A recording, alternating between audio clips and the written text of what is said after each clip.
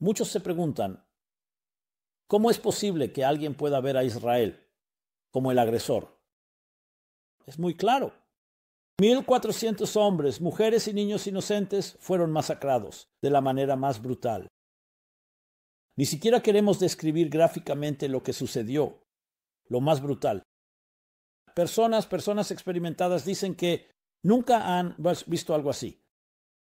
Las quemas, las decapitaciones, las violaciones.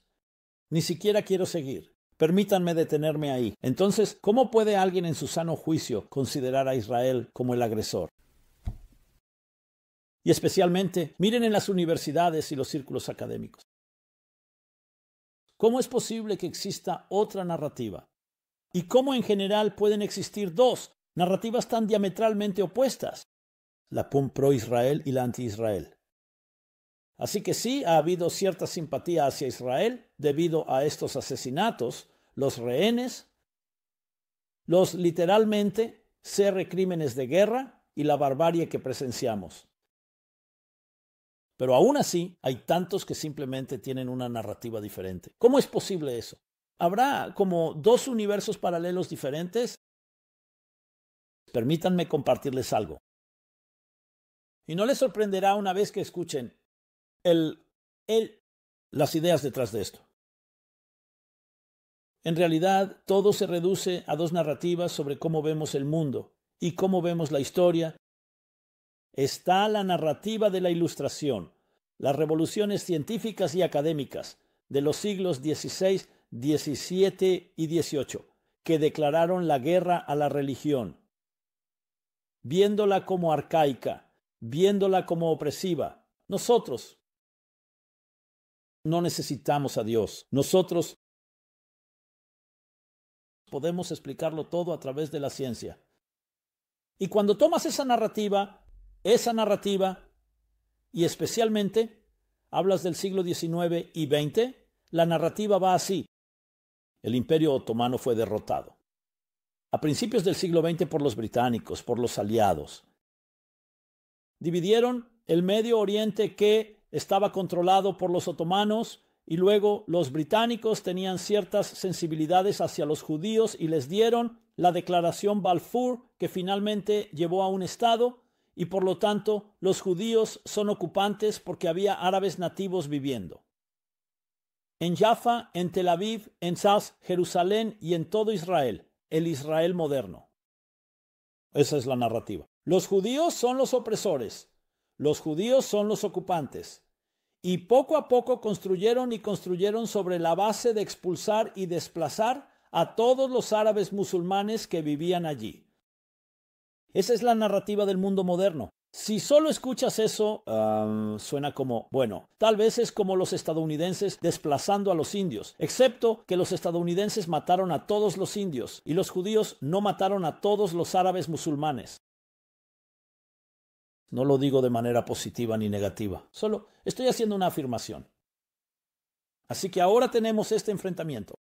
Ustedes son los opresores, ustedes son los ocupantes. Eso es lo que se escucha y mucha gente lo cree. Hay un pequeño problema, pequeño entre comillas, un gran problema. Eso solo está creando una especie de burbuja. Digamos, lo llamaremos una narrativa de cámara de eco. Hay toda otra narrativa. Volvamos a la historia. Si retrocedes en la historia, la narrativa se invierte por completo. La Biblia, el libro más vendido, la base de todas las religiones principales, incluyendo el cristianismo y el islam, lo deja muy claro. Una tierra prometida fue prometida a Abraham, luego a su hijo Isaac y después a su hijo Jacob, y el pueblo judío que descendió de ellos fue a Egipto, sabiendo todos que regresarían a su tierra prometida. Pero los cananeos y otros ocupaban la tierra, y cuando los judíos finalmente regresaron después de un terrible genocidio, el holocausto y la esclavitud, dijeron: no queremos dártela, no es tuya. Pero los judíos eran los dueños de esa tierra. Abraham la compró. No solo fue prometida, él insistió en comprarla para que nadie pudiera reclamarla jamás. Así que lamentablemente tuvieron que ir a la guerra después de 40 años en el desierto. Después de 210 años en esclavitud, finalmente regresaron a casa y los judíos se establecieron en la tierra. Un breve repaso histórico. Luego construyeron el primer templo. El rey David, los diferentes reyes que gobernaron el reino de Israel, Israel, el reino de Judá, el reino de Israel. Y luego vinieron los sirios, quienes destruyeron el reino de Israel, y después los babilonios, quienes destruyeron el primer templo y exiliaron a los judíos una vez más. Pero regresaron 70 años después, reconstruyeron el segundo templo y permanecieron allí durante 420 años. El primer templo existió durante 410 años. Así continúa la historia del pueblo judío, con su centro, su capital y su templo justo allí. Innegable, esto es un hecho histórico. Luego vinieron los romanos y destruyeron el segundo templo y exiliaron a los judíos una vez más. Cuando visitas los túneles bajo Jerusalén, incluso puedes ver cómo los romanos hicieron todo lo posible por intentar borrar la historia. Porque cuando Herodes construyó el segundo templo, estaba sobre una montaña, así que había que construir una plataforma. Fue toda una hazaña de arquitectura, lograr que se equilibrara para poder construir un edificio, una estructura encima. Intentaron destruir esa plataforma, pero no se podía destruir por completo, así que aún la puedes ver. Y exiliaron a los judíos, y esta vez por miles de años. Pero los judíos siempre regresaron poco a poco a su tierra natal, y siempre rezaron hacia el este, y siempre, en cientos de nuestras oraciones, literalmente a diario, pedimos que volvamos a Jerusalén, que el próximo año estemos en Jerusalén. Quiero decir, todo esto son hechos históricos. Puedes investigarlo, no tienes que creerme solo a mí. Investígalo tú mismo.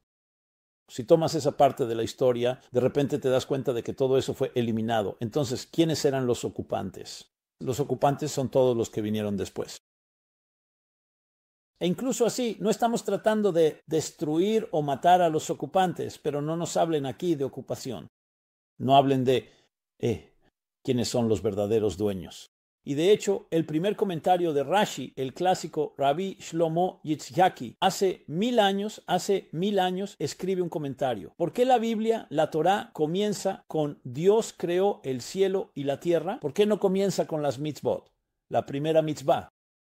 La Torá trata sobre leyes. La primera mitzvah es santificar la luna, bendecir la luna. ¿Por qué comienza con la creación del cielo y la tierra? ¿Por qué necesitamos saber eso? Entonces él dice, cita un midrash. Esto se remonta a hace más de 1000 años. Para responder a este titi argumento preciso, porque un día los pueblos, las naciones del mundo dirán a los judíos, ustedes son ladrones, ustedes han robado nuestra tierra. Entonces Dios dice que se debe comenzar la Biblia con, no, esta tierra me pertenece a mí, Dios, yo creé el mundo, yo creé la tierra y elegí a quien darle cada parte de la tierra. De hecho, le di la mayor parte de la tierra a las naciones del mundo, pero una pequeña porción se la di a mi pueblo, el pueblo judío. Yo mismo, él. Así que puedes hablar y decirle al pueblo judío, díganle a todas las naciones, díganles quién creó el mundo, en caso de que alguna vez tengan esa pregunta. ¿Te imaginas esas palabras? Ustedes son ladrones, son ocupantes. No, no somos ocupantes. Este es nuestro hogar. El hecho de que otras personas hayan vivido allí, primero los judíos siempre vivieron en Israel. La pregunta es, ¿cuántos fueron exiliados? Fueron expulsados a la fuerza. Entonces, ¿qué vas a decir? Si alguien me expulsa de mi casa, ¿deja de ser mi casa? Esto es algo que toda persona necesita saber, estos hechos, porque esta es la verdadera narrativa. Así que de alguna manera puedes decir, los científicos si quieres. Y ni siquiera quiero llamarlo científico. No es científico, básicamente, es autoseleccionado. Se llama historia selectiva, para defender tu argumento, para construir tu relato. Sí, si empiezas desde el siglo XX y dices, oye, los judíos nunca estuvieron aquí en Israel, todo comenzó entonces. Esa es una narrativa, pero es una narrativa falsa. Yo iría un paso más allá. Cuando adoptas un enfoque académico y sacas a Dios de la ecuación, te estás perdiendo el punto más importante. Esta es la tierra prometida. Esta es una tierra sagrada. Judíos, cristianos y musulmanes siempre han luchado por el control de la tierra. porque todos sabían que este es un lugar donde descansa Dios. Aquí es donde Jacob tuvo su sueño. Aquí es donde Abraham ofreció a Isaac. Aquí es donde se construyó el templo. Esta es una tierra sagrada y las personas religiosas lo saben. Este es el puente entre el cielo y la tierra, el portal entre el cielo y la tierra. Y de eso se tratan todas las batallas. Y solo cuando entiendes la batalla puedes luchar realmente de manera adecuada. Necesitamos conocer los hechos. Ahora, mucho más sobre esto. Por favor, visita meaninglife.com War in Israel. Tenemos muchos artículos que he escrito sobre esto, tanto ahora como anteriormente durante la Guerra del Golfo, durante el 11 de septiembre y todas las diferentes batallas que se han librado y que continúan. Esto no minimiza de ninguna manera la brutalidad y las masacres de personas inocentes que deben ser atendidas ahora mismo. Pero también tenemos que ver el panorama completo. Y eso puede ayudar a explicar realmente lo que está sucediendo aquí y quiénes son los opresores, quiénes son los ocupantes, quiénes son los violentos, qué es el mal y qué es el bien. Que Dios bendiga y proteja la tierra prometida y la tierra santa. Como dice la Biblia, que los ojos de Dios guíen y velen desde el principio del año hasta el final del año la tierra santa y a todo su pueblo. Debemos ser bendecidos con redención y paz, tanto global como personal.